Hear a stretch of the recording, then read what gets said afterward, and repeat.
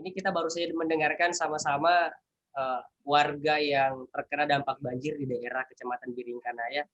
Ini tadi Pak Hanafi mengatakan bahwa di bulan Februari ini masih ada intensitas hujan yang cukup tinggi gitu ya Pak Hanafi? Iya, betul sekali.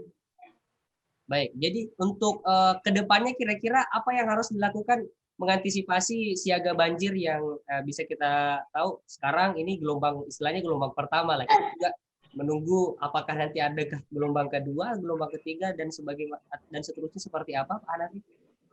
Ya, jadi yang paling utama kita meningkatkan kewaspadaan ya, karena dampak dari banjir itu cukup menyusahkan masyarakat kita. Jadi kita waspada menyambut curah hujan yang cukup intensitasnya tinggi dengan memperhatikan lingkungan sekitar kita. Yang paling utama, kita harus memastikan bahwa aliran air itu bisa lancar menuju ke pembuangan di sungai. Ya, itu harus kita pastikan sehingga tidak ada hambatan yang paling utama.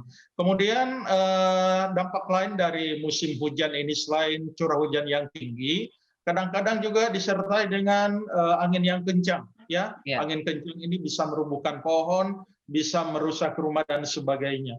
Jadi masyarakat mungkin kita minta untuk waspada dan memastikan bahwa di sekitar rumah kondisi pohon aman karena sudah dipangkas, kemudian atap-atap rumah juga cukup kuat untuk menahan laju angin yang kencang, ya. Jadi itu yang bisa kita lakukan kepada masyarakat. Karena bulan Desember ini adalah baru permulaan dari puncak musim hujan kita. Dan daerah Makassar itu adalah pola tertinggi atau puncak bulanannya terjadi pada bulan Januari. Jadi ini yang harus kita waspada begitu. Baik, terima kasih Pak Hanafi. Saya kembali ke Pak Mustari. Pak Mustari, tadi kita sudah sama-sama mendengarkan informasi dari Pak Junaidi, salah satu korban banjir juga di Kecamatan Biringkanaya. Ada yang ingin disampaikan Pak Mustari di lokasi Pak Junaidi tadi? Silahkan.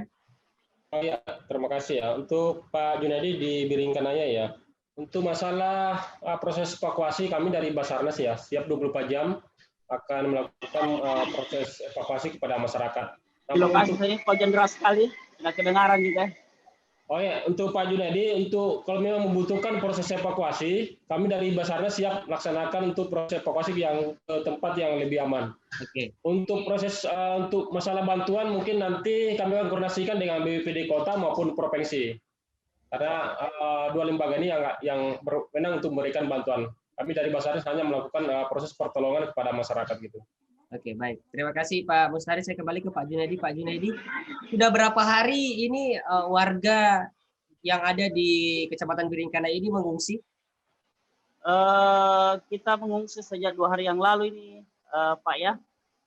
Sekarang warga di sini sudah 2 hari 2 malam.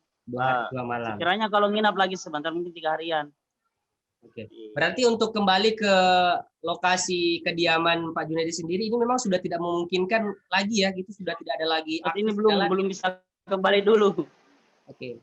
Saat ini belum karena air di masing-masing dalam rumah masih ya ada sedikit turun sejengkal lagi itu. Oke. Baik, Pak Junaidi, awal mula masuk air di dalam rumah Bapak ini beberapa hari yang lalu ini hari apa kalau boleh tahu, Pak?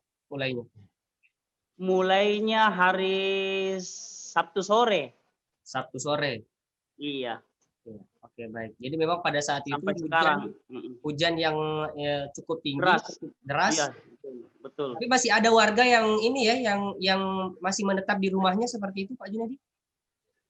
Ada sebagian. Ada sebagian. Sebagian juga di masjid ini.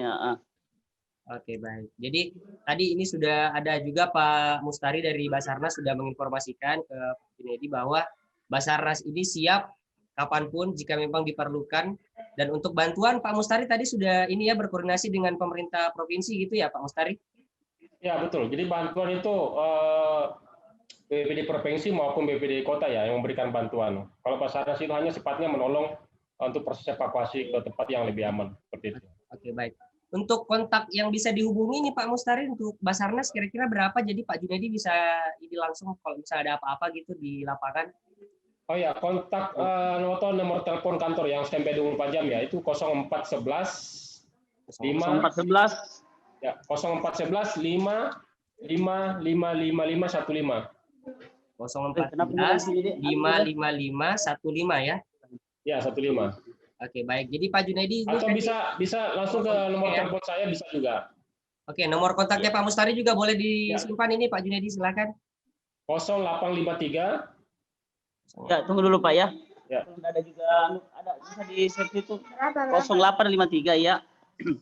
94 08 bisa diulangi Pak. 0853 0853 94 94 94 59 59 2088. 2088. Oh iya Ya. Pak. Bapak bisa telepon kapan saja kalau memang membutuhkan proses evakuasi, anggota segera akan menuju ke lokasi. Iya.